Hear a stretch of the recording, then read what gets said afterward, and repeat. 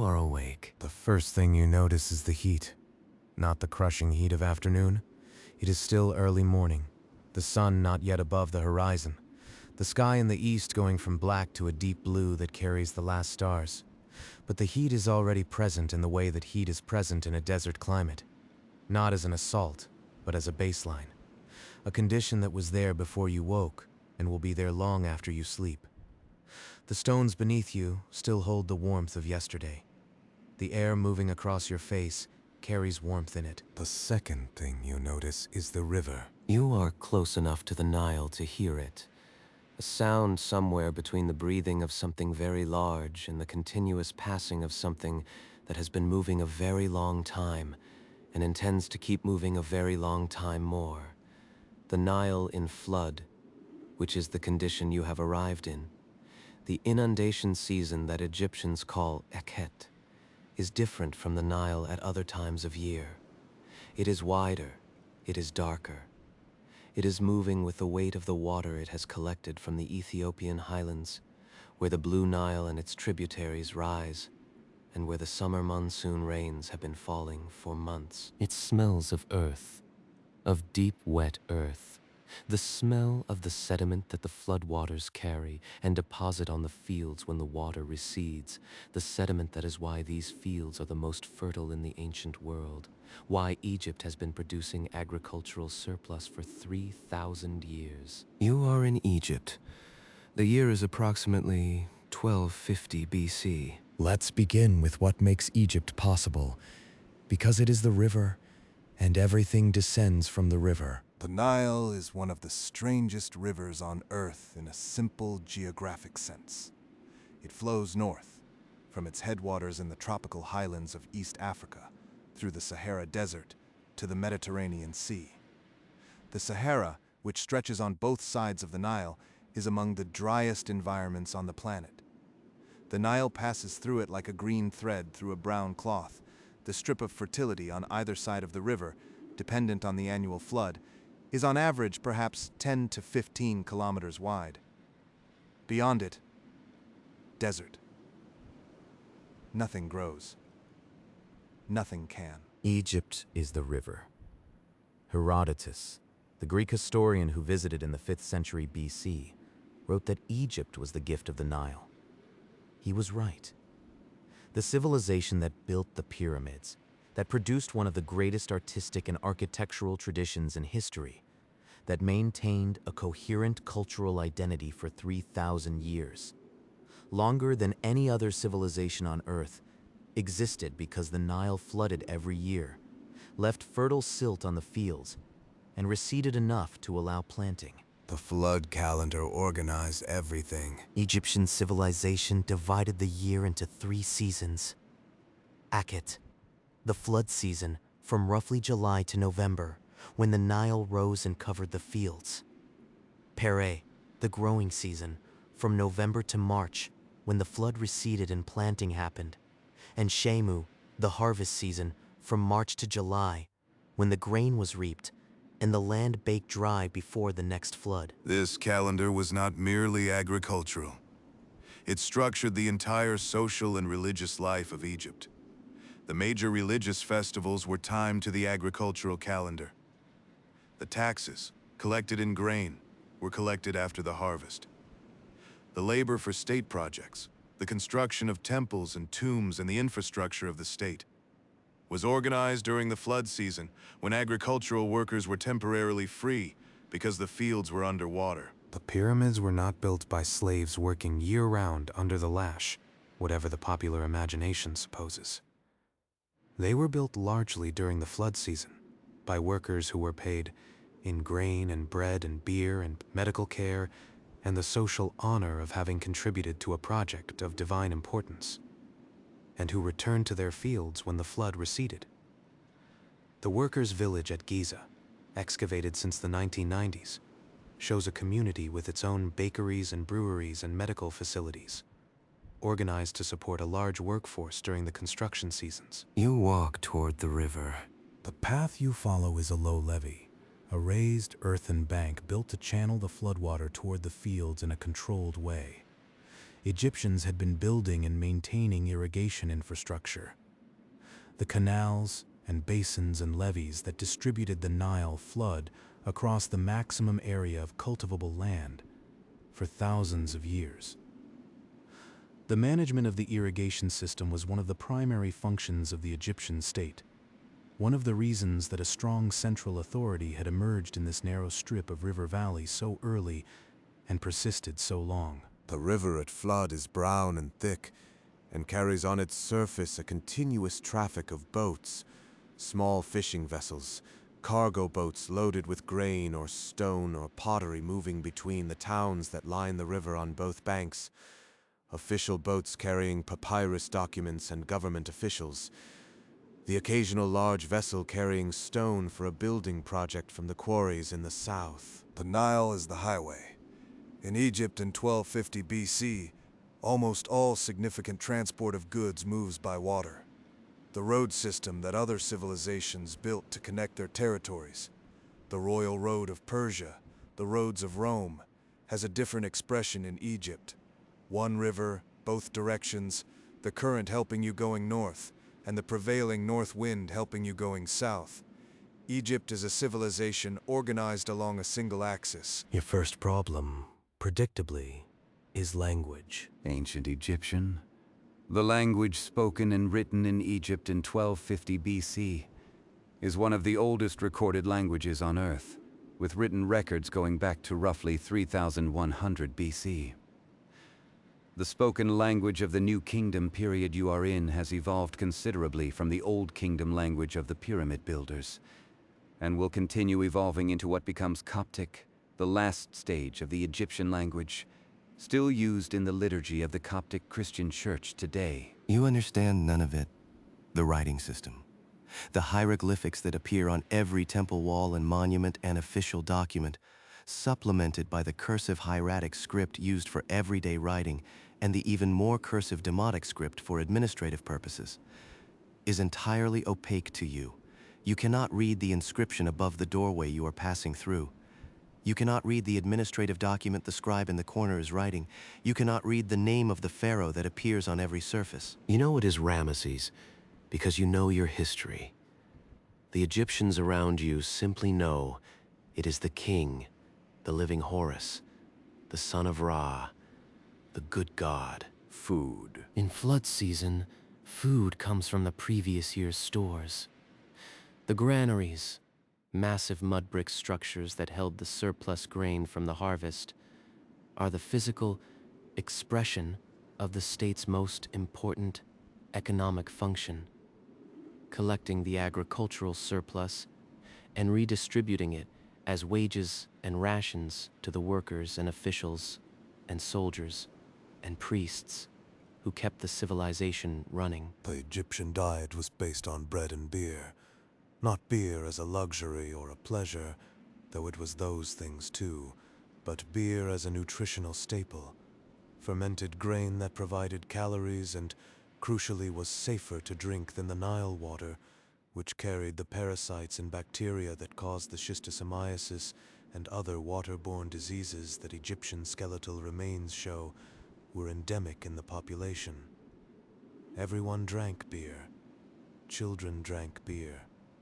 Workers were paid partly in beer. The temples that made enormous quantities of offerings to the gods distributed the food and beer afterward as wages to the priest workers who served them. The Egyptian working man's daily ration, the standard allotment for a laborer or craftsman working on a state project, was 10 loaves of bread and 2 jugs of beer per day, supplemented occasionally with fish or vegetables or dried meat. It was a diet that supplied adequate calories and enough fluid to work in the Egyptian heat. You eat what you are given. It is bread, dense and slightly sour, and something fermented in a clay cup that tastes like liquid bread. You drink it anyway. Let's talk about how extraordinary the agricultural productivity of the Nile Valley actually was. The fields of Egypt, after the annual flood, did not need to be fertilized. The silt that the Nile deposited was itself fertilizer, the collected organic material of the Ethiopian highlands, the nutrients stripped from the soils upstream and redeposited here, year after year after year. The Egyptian farmer did not need to manage soil fertility in the way that every other ancient farmer did. The river managed it for him. The result was yields per acre that were dramatically higher than those of contemporary Mesopotamia, or Greece, or the Italian peninsula. Egyptian grain, primarily emmer wheat and barley, could produce enough surplus even after feeding the farming population. To support a non-farming population of priests, scribes, soldiers, craftsmen, and officials that was proportionally larger than any other ancient civilization could sustain. The pyramids were possible because the agricultural surplus they required was available. The temples were possible because the priestly and scribal class they required could be fed. The army that Ramesses led to Kadesh was possible because the granaries that supplied it were full. Egypt was a rich civilization, not because of gold, though Egypt had gold in the Nubian hills to the south, in quantities that made it the envy of every neighboring king who received the pharaoh's diplomatic correspondence on golden tablets. Egypt was rich because of silt, because a river flooded every year and left behind, retreating, the accumulated wealth of a continent. Good night. For now. Second day. You have found a temple. Not just a temple. In Egypt in 1250 BC, there is almost nothing that is not a temple. The temple is not merely a place of worship. It is the administrative center, the granary, the scriptorium, the medical center, the astronomical observatory, and the economic engine of every major settlement. The priests who serve the temple are not a separate class removed from worldly concerns. They are the administrative class, the scribes and managers who keep the state functioning. The temple you have entered is not the great temple at Karnak, that is further south at Thebes, the religious capital. This is a smaller regional temple, dedicated to a local form of one of the major gods, staffed by a hierarchy of priests from the high priest at the top to the lay priests who serve in rotation, and the craftspeople and servants who maintain the physical structure and its operations. The outer courts are accessible to the public, to the population of the surrounding area who come with offerings, with petitions, with requests for oracular guidance. The inner courts and the innermost sanctuary, where the god's cult image resides, are restricted to the priests who have achieved the necessary state of ritual purity to approach the divine. Ritual purity is not a metaphor in ancient Egypt. It is a specific set of practices. The priests who serve in the inner temple shave their heads and their bodies completely. Body hair is considered impure. They bathe in the sacred pool within the temple precinct before each period of service. They abstain from certain foods. Fish is commonly prohibited for priests serving in certain temples. They wash their mouths with natron, a naturally occurring salt, before approaching the sacred image. They dress in white linen because linen is the pure fabric, derived from flax rather than from an animal. These practices reflect an understanding of purity that is simultaneously practical. Cleanliness, the removal of pollutants, and symbolic. The priest who approaches the god must be as unlike ordinary human experience as possible, stripped of the markers of daily life, the animal smells and impurities that attach to embodied existence. The approach to the divine requires the temporary suspension of the merely human. The daily temple ritual begins before dawn. The high priest, carrying a lamp, approaches the inner sanctuary, breaks the clay seal on the door, a new seal placed at the close of each day's service, and opens it. Inside, the cult image, the statue of the god housed in a gilded shrine. The priest approaches, offers incense, removes the statue's garments from the previous day, purifies the statue, redresses it, offers food and drink. The god must be awakened, clothed, fed, and attended to as a divine resident of the temple, a being requiring hospitality and service. This is not superstition, this is a theology.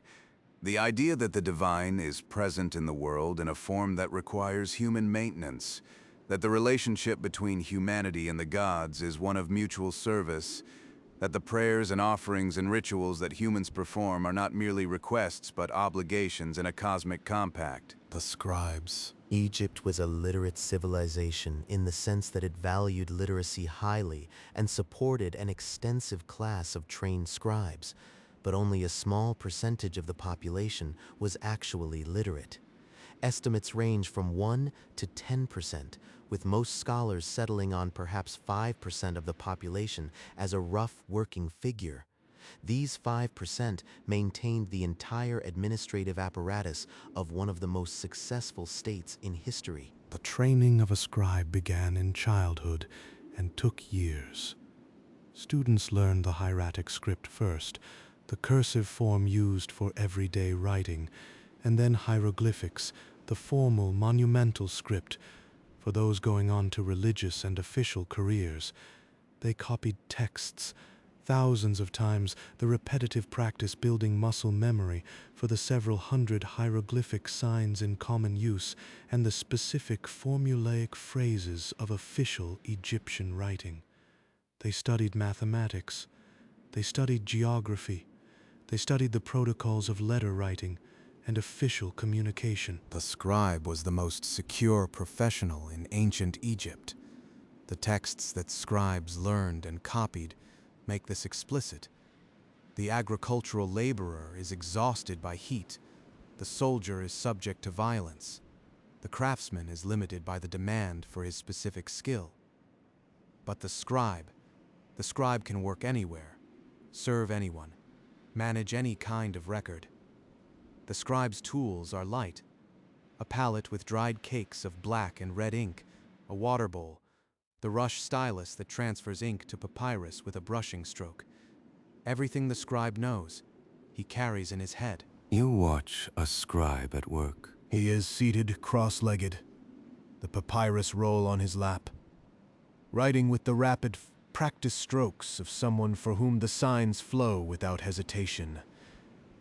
The text he is copying is administrative, a list of some kind, perhaps grain allocations or worker rosters, the kind of record that the Egyptian state generated in enormous quantities and archived with a systematic thoroughness that is one of the reasons we know as much as we do about ancient Egyptian daily life. The archives of Deir el-Medina, the workers' village at Thebes, where the craftsmen who built the royal tombs in the Valley of the Kings lived and worked, preserve an astonishing record of daily life in this period. Records of grain rations and work attendance, and legal disputes, and private letters and shopping lists, and medical prescriptions, and love poetry, all written on ostraca. Fragments of pottery or limestone flakes used for informal texts, that survived because the dry desert air preserved organic materials with extraordinary fidelity. These records show us people. Not pharaohs and priests, but the craftsman who was absent from work because his wife was sick.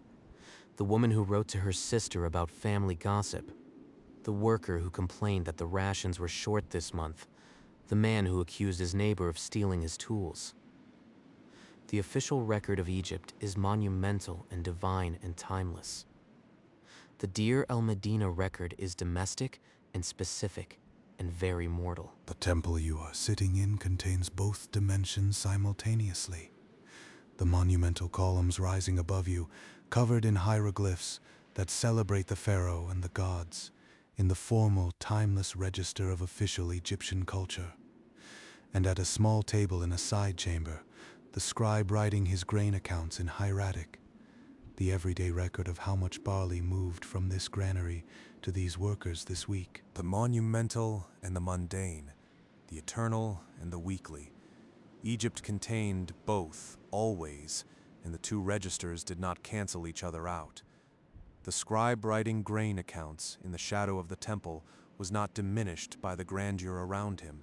The temple was not diminished by containing his work. Let's talk about Egyptian medicine, because it was, in 1250 BC, the most advanced medical tradition in the world. The medical papyri that survived from ancient Egypt, the Edwards Papyrus, the Kedun Gynecological Papyrus, represent a medical tradition that combined empirical clinical observation with religious and magical elements in ways that the modern mind wants to separate, but that the Egyptian mind did not. The Edwin Smith Papyrus, which dates to the 17th century BC, but contains material from a much earlier period, is the first documented work of surgery. It describes 48 cases, each with an examination, a diagnosis, a prognosis, and a treatment plan. The organization is systematic. The cases begin with head injuries and move down the body, a structure that suggests the text was designed as a teaching document. The language is precise. The physician describes what he finds upon examination, notes whether the condition is treatable, and prescribes specific interventions. Some of those interventions are what modern medicine would recognize as sound. Suturing wounds, immobilizing fractures with splints, draining abscesses. Others involve the honey and myrrh and willow bark that Egyptian physicians used as antiseptics and anti-inflammatories. Materials that we now know contain compounds with the claimed properties. The empirical knowledge embedded in Egyptian medical practice was real. However differently it was theorized. The physician in Egyptian society was a specialist, distinct from the priest and the scribe, though often educated in temple settings. Some physicians specialized: eye doctors, bone doctors, physicians who dealt with hidden diseases, what we might call internal medicine. The court physicians of the pharaoh were among the most prestigious professionals in Egypt, and Egyptian physicians were sought after abroad, a sign of the reputation that the tradition had established across the ancient Near East. Good night. Third day. Something is happening. The town you are in is organized around a processional route, a wide avenue leading from the town's main temple to a smaller shrine some distance away. The avenue lined on both sides by carved stone sphinxes, not the human-headed Sphinx of Giza, but the ram-headed sphinxes associated with Ammon, their smooth stone faces worn by years of touching hands. Today, the avenue is crowded. People have come from the surrounding villages. Officials are present in their formal linen. A group of priests is moving in procession, carrying on their shoulders the portable bark, the wooden boat-shaped shrine that contains the cult image of the god. This is a festival. The god is traveling. Let's talk about Ramesses II, because this is his world, and he is everywhere in it. Ramesses II, Ramesses the Great, the pharaoh who has given his name to more monuments and more statues than any other ruler in Egyptian history, came to the throne around 1279 BC and will reign until 1213 BC, a period of 66 years that spans most of an adult lifetime for most people alive in 1250 BC. He outlived 12 of his sons. He fathered, by various counts, over 100 children. He married 2 Hittite princesses as part of the peace settlements after the Battle of Kadesh, and he seems to have been genuinely attached to at least one of them. He was, by his own account, a military genius. He was, by the historical record, a pharaoh who fought an expensive and inconclusive battle at Kadesh in 1274 BC against the Hittite Empire, fought it to approximately a draw, and then spent the next several decades covering every available wall in Egypt with accounts of it as a personal triumph. The earliest known peace treaty in history was signed between Egypt and the Hittites in 1259 BC.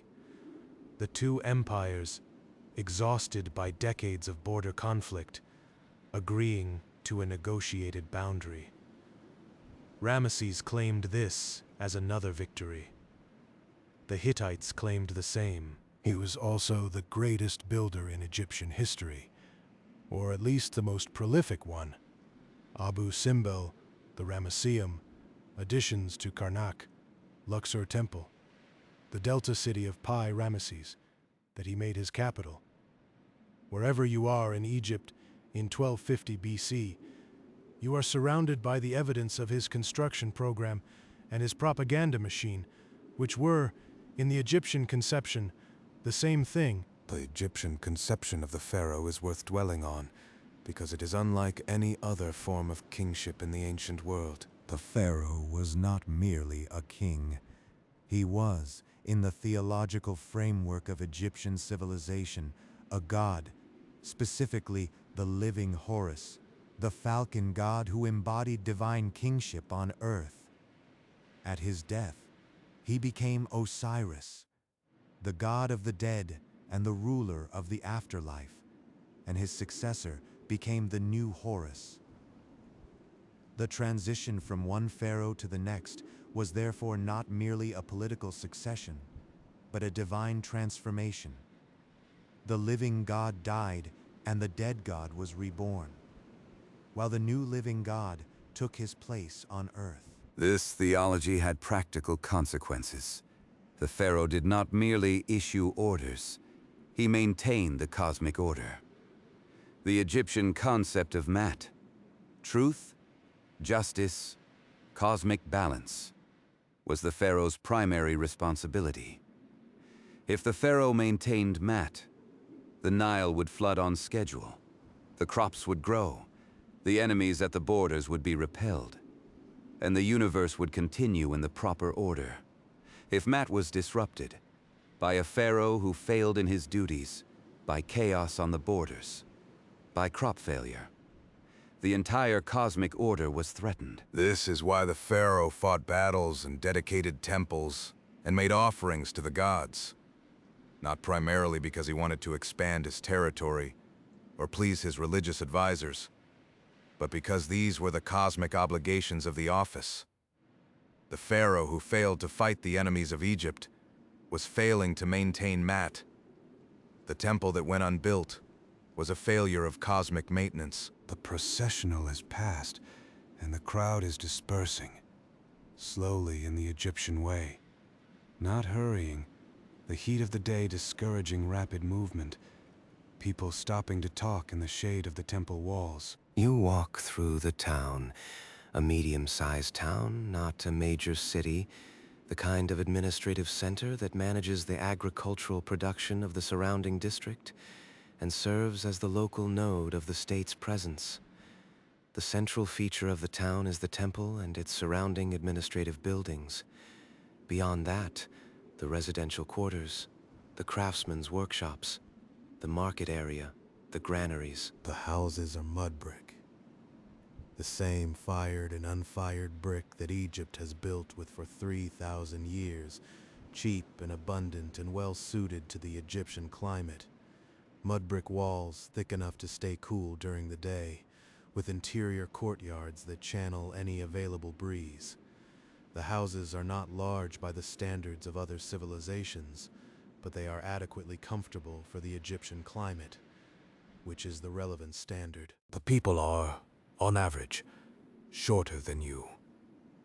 The average height of an Egyptian man in this period was perhaps 165 centimeters. The result of a diet that was nutritionally adequate in calories, but sometimes limited in protein. They wear white linen in the heat. Linen, not cotton or wool, because linen breathes better than either in the dry Egyptian climate, and because linen was the material of ritual purity and has been the standard fabric of Egypt since the predynastic period. The wealthier wear finer linen. The workers wear coarser grades. Everyone wears white, or as close to white as the linen can be bleached. Let's talk about what Egyptian religion actually was in daily life, as opposed to what it was in the temples and the texts. The official religion, the state cult, the great temples and their priests and their elaborate rituals, was real and important. But it was only partially accessible to most Egyptians. The inner sanctuaries of the temples were closed to them. The major rituals were performed by priests on behalf of the population, not by the population directly. What ordinary Egyptians had was a parallel religious world. Household shrines, personal amulets, spells and charms against specific dangers, the cult of local saints and protective figures.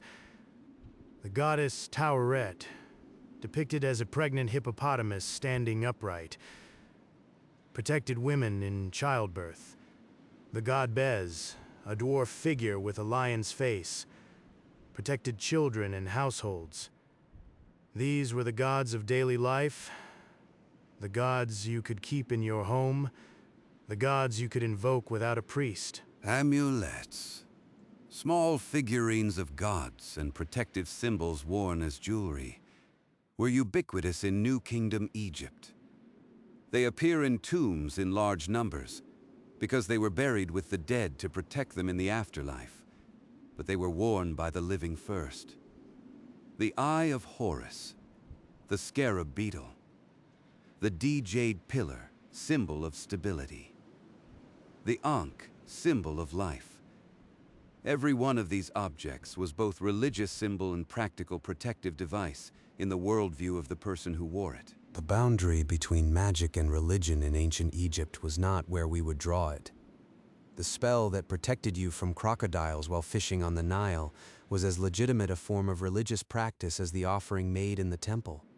Both were ways of engaging the divine forces of the universe on behalf of human needs. Women in ancient Egypt occupied a position that consistently surprises people familiar with other ancient civilizations. Egyptian women had, by the legal standards of the ancient world, remarkable rights.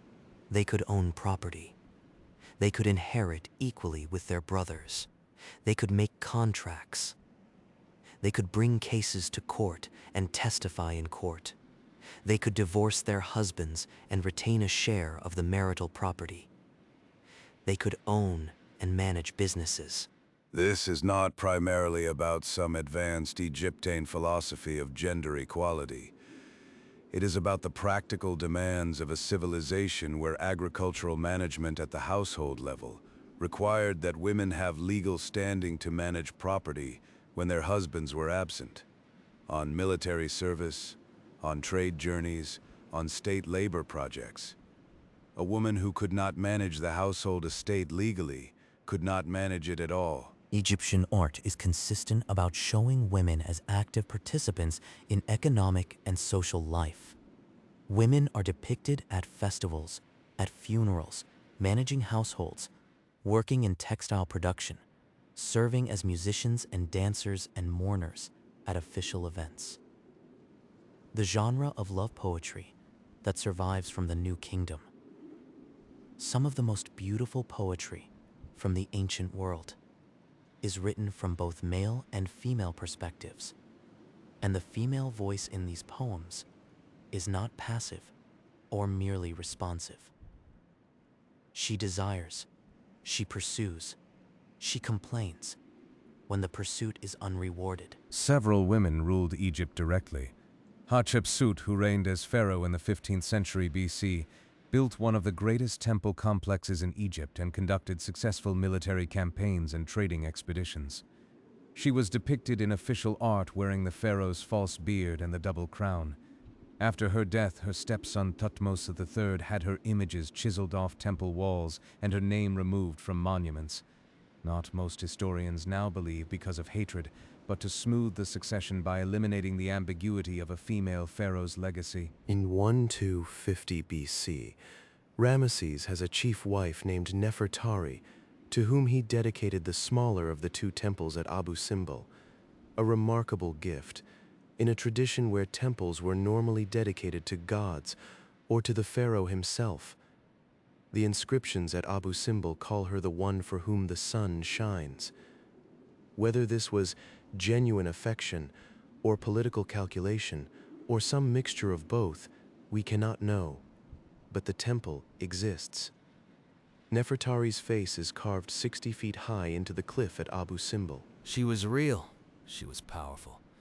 The civilization that contained her could not be simply described as patriarchal, though it was that too. Good night. This is the last night. You are further from the river than you have been. You have walked toward the desert, toward the western bank where the cemeteries are. In Egypt, the living occupy the eastern bank of the Nile, where the sun rises. The dead occupy the western bank, where the sun sets. This division is not merely practical, it is cosmological. The journey toward death is the journey toward the west. The journey toward rebirth is the journey toward the east. The western desert at night is completely silent in a way that no inhabited place is.